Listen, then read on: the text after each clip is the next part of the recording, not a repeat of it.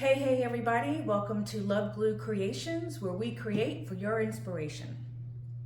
Today we're going to make a very simple wreath, and it just requires 2 ingredients in what I call my wreath recipe.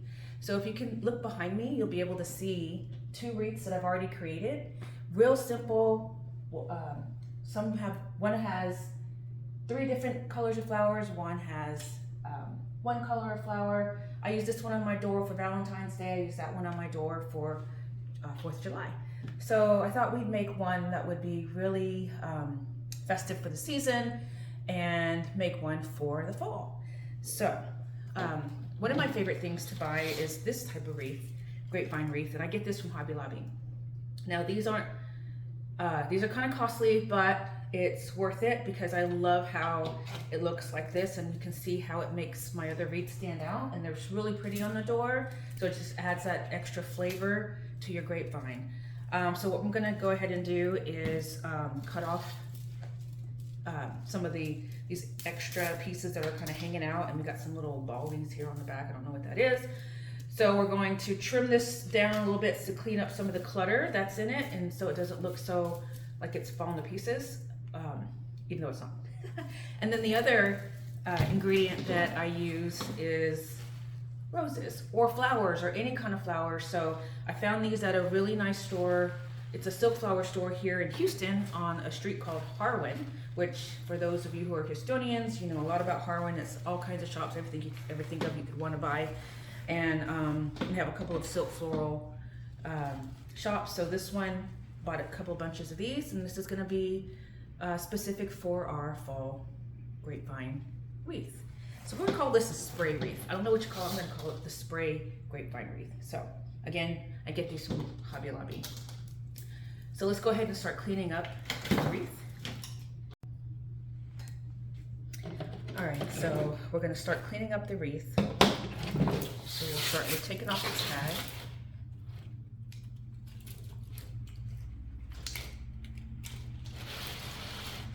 Center so y'all can see. Okay. So like I said, I'm just going to go through and start picking off some of the scragglies are hanging out on the side. Like that's a piece that's just there for nothing. Just kind of look through it, kind of finger through it, see if there's anything else that doesn't belong. There's another bally thingy. Not that one either.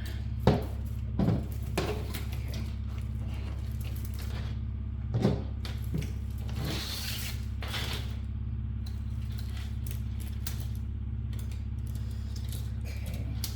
So it doesn't take much to clean it up because it's supposed to look this way, but just kind of get the ones out that are just sitting in there. All right, so, okay. So it's cleaned up enough, and let's go ahead and start cutting up our flowers. So I have 3 bunches here, and we're probably not gonna need all 3, but let's go ahead and start with 2. All right, so next we're going to cut the flowers, and when I cut the flowers from this batch, the bunches, for this particular wreath, I like to leave just a little bit of the stem because that's what's gonna push through onto the wreath form, to the grapevine wreath. So let's just clip it about right there and see how much I have left. So we're gonna do all of them like that.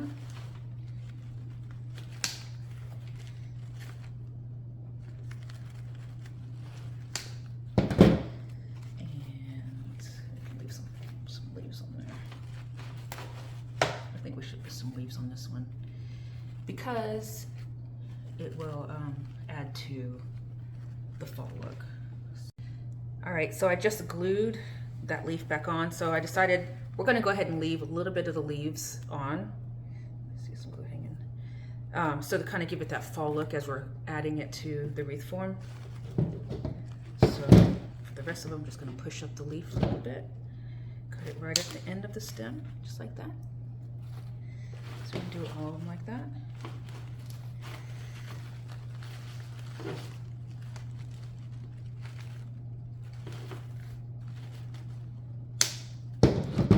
Just push up the leaf.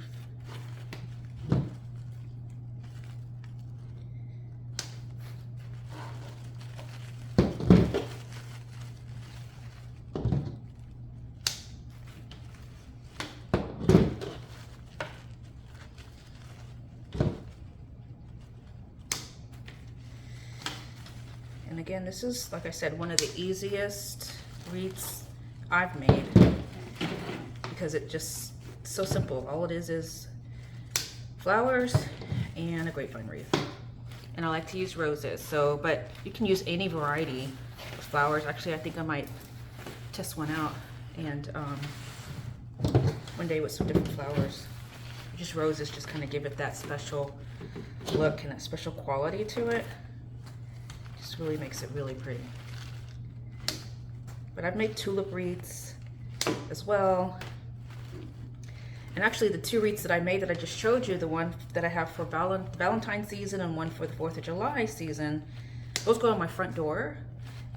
Those are my actual personal wreaths, but I think I'm gonna make some more and put them in my Etsy shop. So this one will be in my Etsy shop under LovegLew Creations.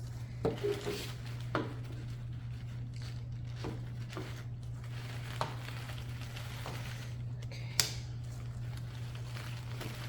Almost done.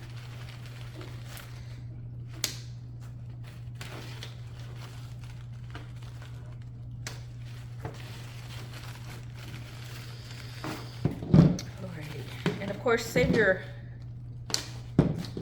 bunches when you're done, because you could use these flowers, these leaves for anything else, and a good wreath maker knows to save everything, because you never know when you can use it.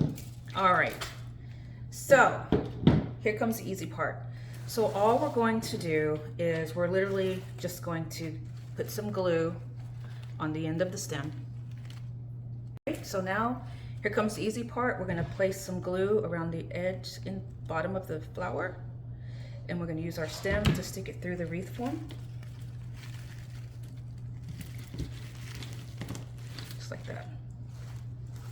Make sure you get the glue down here at the bottom, because that's the part that's really going to stick within the wreath form itself. And you want to get the flowers as close as possible to each other. And see how it's starting to pop already? So glue the bottom. Definitely make sure we get that leaf in there. Stick it through as close to the other flower as possible. This one's not sticking, which can come with the territory. Make sure you get that glue on there really good. Okay.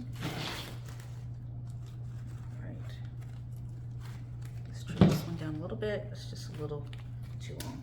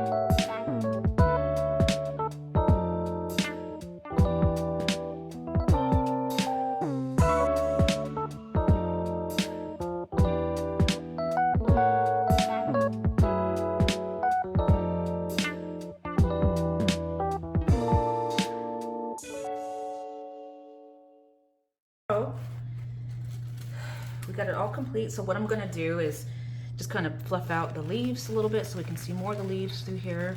Give it that extra green pop. Pull those up. And you know what we can do is, because I want some more green pop, like I said, don't throw away anything. So what we could do is I could glue some green around, some green leaves around the perimeter. And I think that would be really pretty, but we're gonna just leave it like this for right now. All right, so here we go, finished product.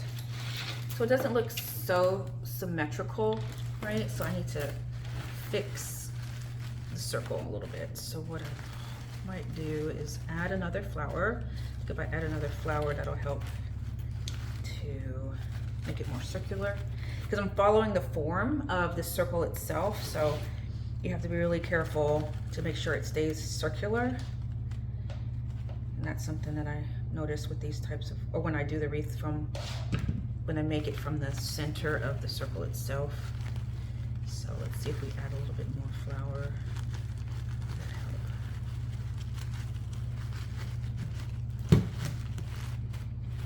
Okay, I think that may have done a little bit.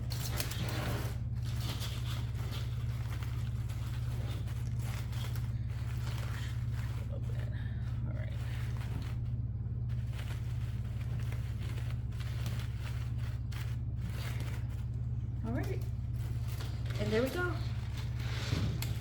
A very simple 2-ingredient wreath. Just trying to get my flowers to stand up here.